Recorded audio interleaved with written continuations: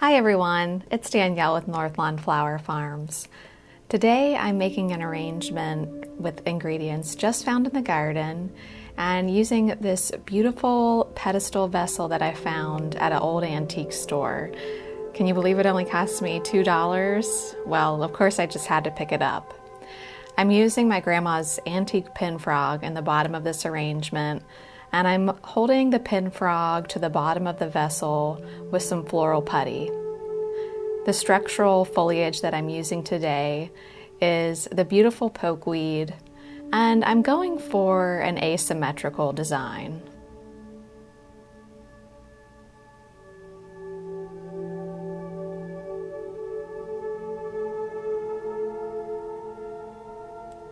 The first flower that I'm going to be adding in today is Rose of Sharon. And even though Rose of Sharon doesn't last very long in the vase, I always like to use it in arrangements that are just for us because it really is quite beautiful, and more flowers on each stem will open as time goes on. And as I'm adding these into the floral frog, I'm just positioning them just in the same way that my foliage goes. My foliage is the structure and my flowers follow along in that form.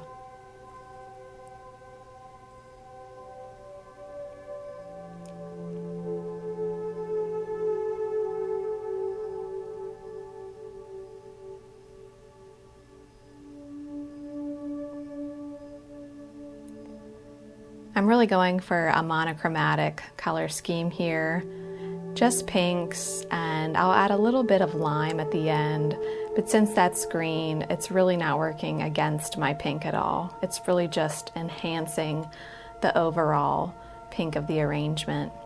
Now this dahlia that I'm adding in now is one of my all-time favorites for this season, and it's called Peter's Glory.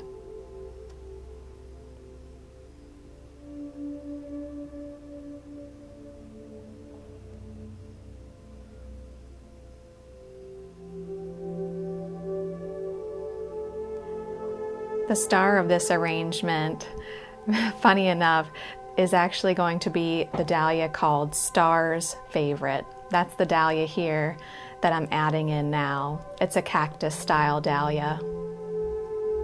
I put one in the back as well.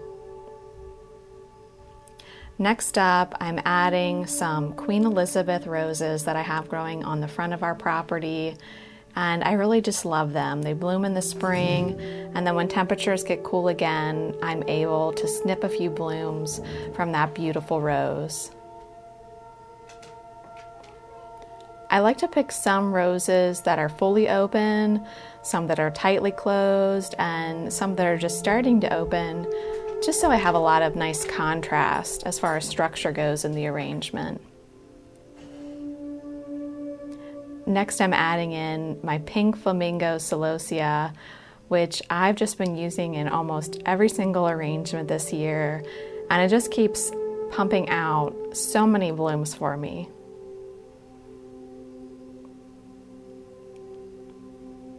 I love this celosia because it just seems to go with anything. It can almost go towards a white, an ivory, a peach, or a pink, depending on what you pair it with. I've just added in a beautiful luminescent zinnia, and I'll be adding in a few more of those. Once again, just following the basic structure of that pokeweed foliage that I used at the beginning.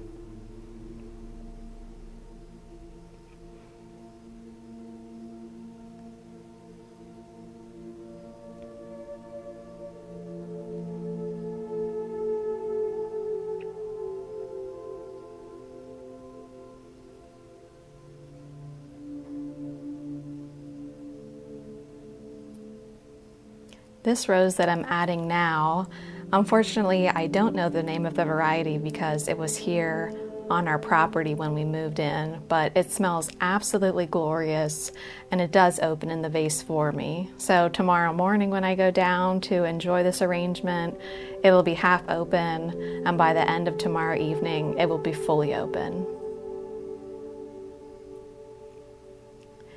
Now here I'm adding in the Envy Zinnia. I was having a hard time deciding where to place these. I almost felt like if I wanted a more basic arrangement, I could have ended the arrangement here, but I wanted to keep going a little bit longer. And these envy zinnias, as I say, they just go with anything.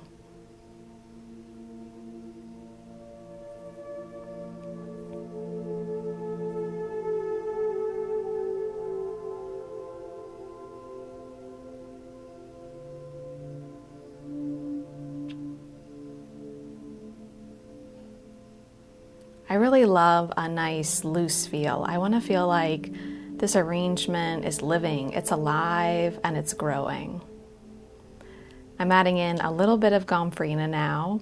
The variety that I grew this year is the Quiz Series Gomphrena in the color purple. And now what's bringing me so much joy this season is the straw flower. So I'm just adding a few straw flowers as the final touch to this pink garden bouquet.